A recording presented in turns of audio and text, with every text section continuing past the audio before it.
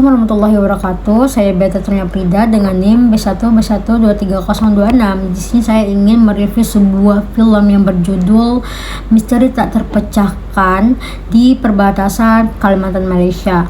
Sebuah karya yang disutradarai oleh Edwin. Film ini bukan sekedar fiksi, melainkan hasil riset mendalam para antropolog Indonesia mengenai dinamika sosial dan sejarah di daerah perbatasan Kalimantan.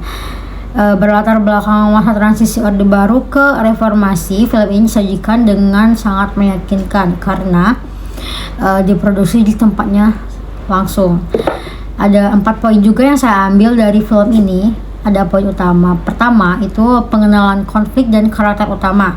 Cerita film ini berpusat pada seorang detektif yang bernama Sanja, yaitu ditugaskan untuk menyelidiki serangkaian kasus pembunuhan berantai yang mengerikan. Penemuan mayat-mayat tanpa kepala di perbatasan. Kasus ini segera membawa Sanja berhadapan langsung dengan legenda lokal Ambong, sesosok momok yang diyakini bersembunyi di hutan belantara. Saya juga ambil poin keduanya. Poin utama kedua itu kasus pembunuhan berantai dan misteri identitas.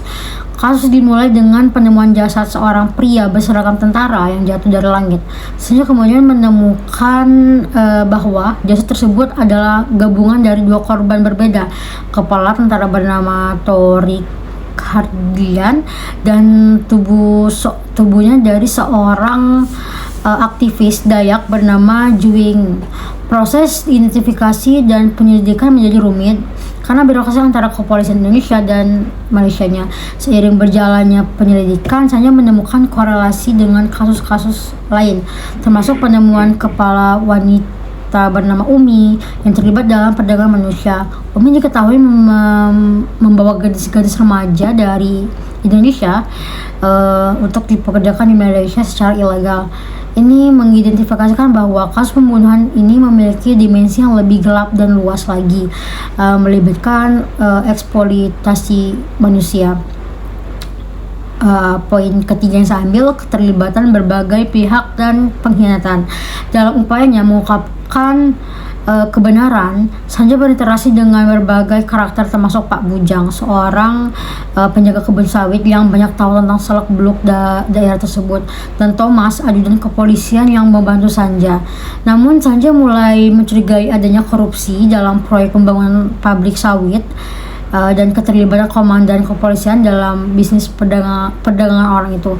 Thomas yang awalnya terlihat sebagai sekutu, ternyata itu juga diminta untuk melaporkan gerak-gerik Sanja, menunjukkan kompleksitas intrik di balik kasus ini. Sanja bahkan harus menghadapi masa lalunya sendiri yang pernah menutupi kasus kecelakaan fatal, menambah beban moral dalam perjalanan mencari keadilannya.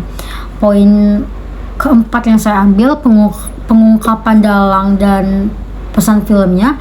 Akhirnya terungkap bahwa Pak Bujang adalah pelaku di balik pemenggalan kepala para korban tersebut. Motifnya adalah kemarahan dan keputusasaan atas kondisi desanya yang porak-poranda akibat berbagai ketidakadilan. Ia ingin agar semua orang melihat betapa mengerikannya situasi di sana. Film ini diakhiri dengan Senja yang memilih jalur independen setelah mengungkapkan kasus ini. Meskipun dalam utama terungkap, potongan kepala Bujang ditemukan tergantung di pohon sebagai simbol perayaan kemerdekaan, menjadi korban terakhir dari serangkaian kejadian tragis ini. Pesan utama film ini disampaikan melalui metafora akuarium ikan arwana yang berenang tak tentu arah. Ini mempresentasikan penduduk setempat yang terperangkap yang terperangkap dalam lingkaran ketidakadilan dan kekerasan yang tak berujung. Bahkan setelah Senja mengungkapkan identitas pembunuh, film menyiratkan bahwa masih ada dalang di balik dalang yang menggerakkan papan, menunjukkan bahwa akar masalah yang lebih besar masih belum terselesaikan.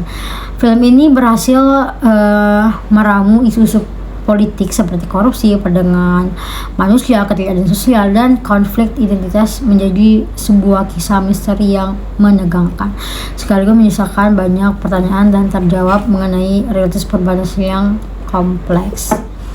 sekian dari penjelasan saya tentang mereview film berjudul Kabut Berduri. Sekian, terima kasih. Wassalamualaikum warahmatullahi wabarakatuh.